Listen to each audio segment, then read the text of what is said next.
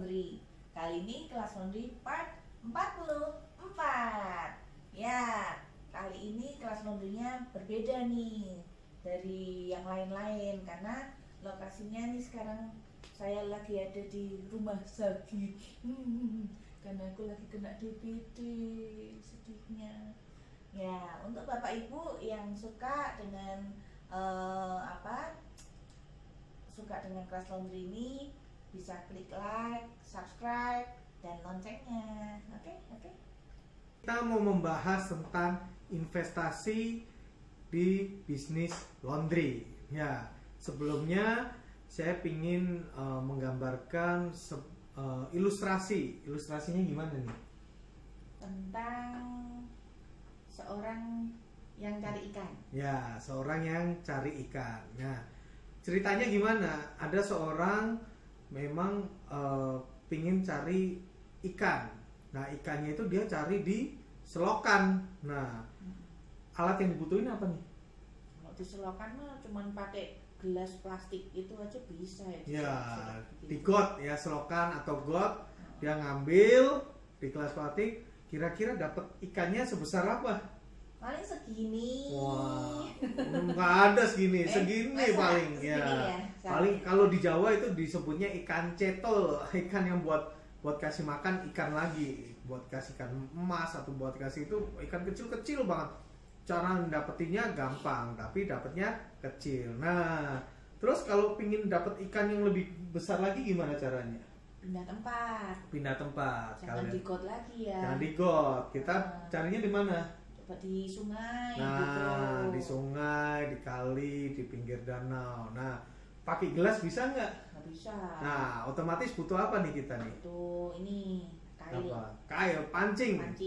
Mancing. Makanya ada orang yang hobi mancing. Dia mancing.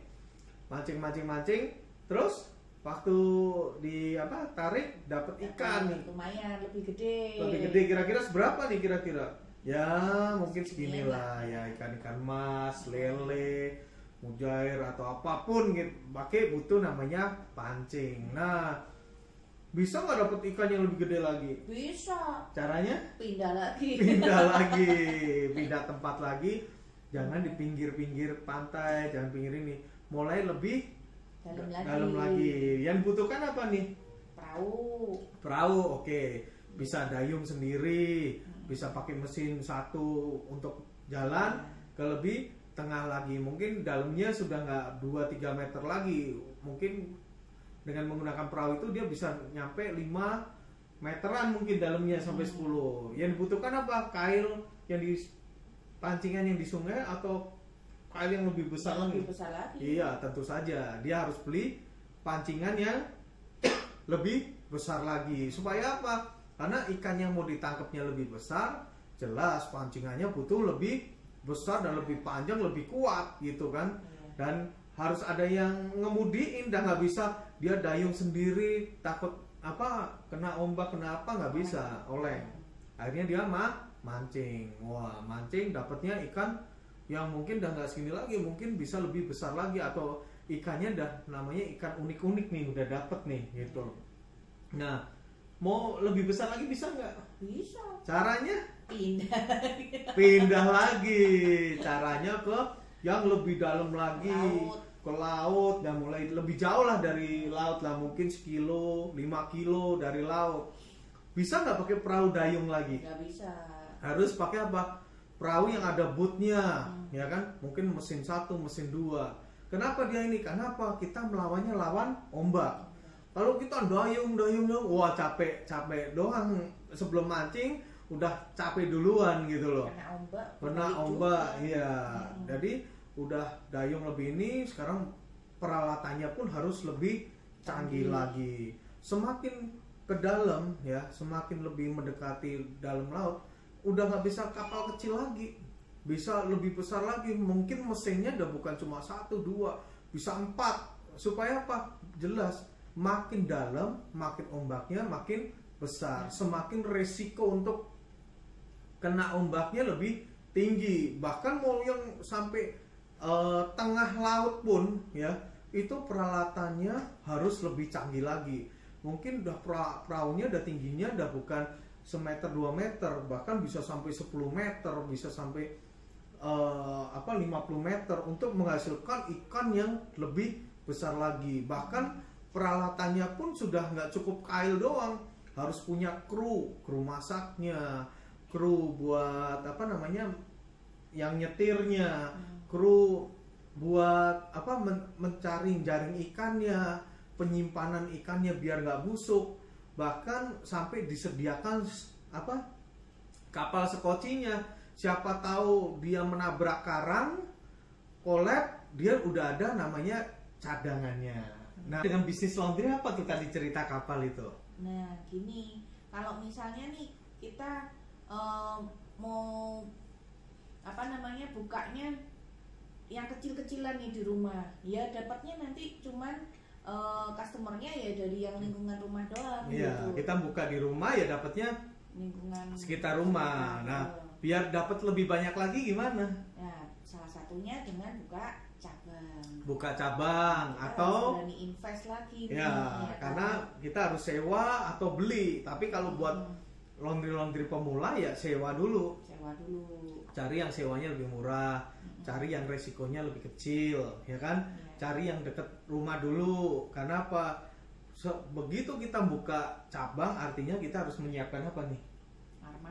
Armadanya. Kita nggak mungkin yang namanya kita kerjain sendiri, buka terus kita yang jagain sendiri, lah siapa yang nyucinya gitu kan? Siapa yang ngerjain? Kita butuh armada untuk ini di outletnya itu. Dan butuh apa lagi? Orang yang mondar mandirnya, karena harus ngambilin dong, ya kan? Mungkin kalau cuma satu kita bisa. Nah, mau gede lagi gimana? Buka lagi. Artinya apa? Dulu kita waktu mau buka cabang kedua, ya resikonya gede lagi. Kenapa? Nyari orang nggak gampang, gitu. Nyari orang memang nggak gampang. Tapi ketika kita buka, kita pasang lowongan, ya ada aja orang yang mendaftar. Resikonya ya lebih tinggi. Kita pun harus mempersiapkan peralatannya lebih tinggi lagi, ya kan? Dengan saya buka 3 itu aja saya harus invest namanya mobil, karena harus mengambil barang. Peralatannya beda. Jadi sama seperti yang tadi bahasa kita mancing. Mau mancing ikan yang besar, peralatannya juga besar. Mau mengambil customer yang banyak, peralatannya juga harus disediakan. Selain cabang, kita disediakan apa? Mesinnya juga. Kita nggak bisa cuma punya awalnya 2 mesin aja, terus kita buka cabang, terus mesinnya 2, nggak mau nambah. Iya, nggak bisa. Kita tetap harus nambah mesinnya lagi. Artinya kalau kita mau mengembangkan, mau mencari lebih, ya harus dipersiapkan semuanya, infrastrukturnya atau apa harus disiapkan. Makin mau besar lagi, itu sama juga. Kita harus, kalau yang tadi memperbesar perahunya, kita juga harus memperbesar produksinya. Intinya produksinya harus terus berkembang gitu. Harus cari, kalau di Behave ya jelas cari investor, ya kan? Investor. Karena apa? Untuk besarin ini, jangan sampai kita paksakan yang tadi seperti perahu itu. Cuma punya 1 mesin, 2 mesin, kita paksakan sampai tengah laut. Kenapa? Ombak 2 meter aja langsung lewat kita, gitu kan? Tapi dengan memakai armada yang besar, persiapan infrastruktur yang besar, ketika ombak 2 meternya datang, ya kalau kita punya kapal yang 5 meter nggak akan berasa gitu. Sama seperti kita dulu pernah collab juga, buka, collab kerja dari jam 8 pagi bahkan sampai jam 3 pagi collab gitu. Karena apa? Persiapannya nggak ada. Makanya yang namanya kita mau besar ya harus persiapkan. Jangan sampai kita kena gelombang tiba-tiba diserbu, cucian datang, kita nggak siap. Artinya timnya pun harus dipersiapkan. Semakin kita mau mengambil pangsa pasar yang besar, tim kita juga harus dipersiapkan dengan matang. Ya memang nggak ada sesuatu yang sempurna. Jelas ombak-ombak itu pasti akan datang. Mengguncang, mau kapal sebesar apapun juga pasti nggak bakal bisa yang namanya jalan mulus, nggak berasa ombak sama sekali, nggak. Karena kita pernah naik kapal pesiar tinggi berapa tuh? Mungkin bisa tinggi 30-40 meter, ya kan? Dengan itu pun masih berasa ombaknya, apalagi pas lagi tidur bisa keayun-ayun, ya kan? Artinya apa? Ombak itu bisa datang, bisa dari customer komplainan, dari pegawai yang aneh-aneh, ya kan, dari supplier yang ngirimnya telat lah, deterjennya, mungkin yang parfumnya telat. Jadi ombak itu datang bukan dari satu sisi, dari semua penjuru itu bisa banyak faktor. Tapi balik lagi, tetap untuk mencari yang omset yang lebih besar dibutuhkan tim yang solid. Bahkan hari ini istriku kena DBD, ya, laundry saya nggak tutup, jalan terus. Bahkan saya kasih tahu mereka, nih ibu lagi sakit nih, ayo semangat, jangan sampai ada kasus, jangan bikin dia ini. Saya cek tadi, kerja semua. Ini artinya mereka mau mendukung, ya. Karena apa? Dari awal udah diomongin, Behave ini satu kapal, ya.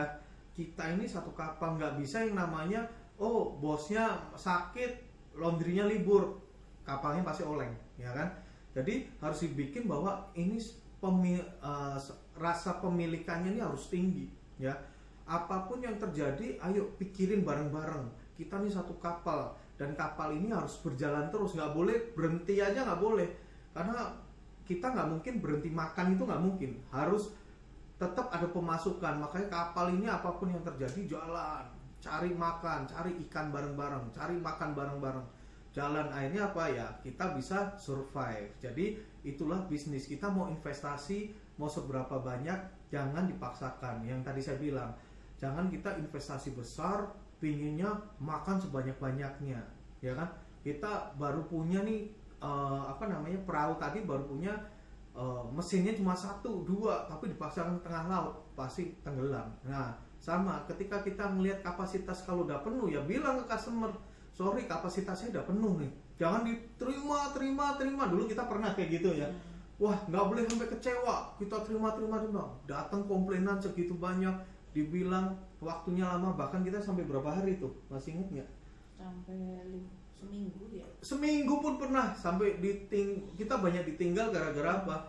Seragam seragam sekolah, jadi nggak, akhirnya kita kehilangan keluarga yang punya kasih seragam, ya kan? Karena nggak mungkin anaknya nggak pakai seragam dulu, nggak mungkin. Nah dari situ kita belajar investasi karyawan itu sangat penting. Jadi di saat kena ombak seperti itu ya, mau nggak mau kita harus cari solusinya. Jadi ingat, investasi itu kita yang bisa mengukur. Kita mau menjalankan, kita mau menambah, cari investor, atau kita mau pinjam dari orang lain. Nah itu kita harus mengukur. Ukurannya apa? Balik lagi, laporan laba rugi, ya. Kita bisnis harus untung, investasi pun harus untung, ya. Jadi investasi yang untung ya kita bisa kontrolnya dari laporan laba rugi. Oke. Sampai ketemu lagi di kelas laundry berikutnya. Wah.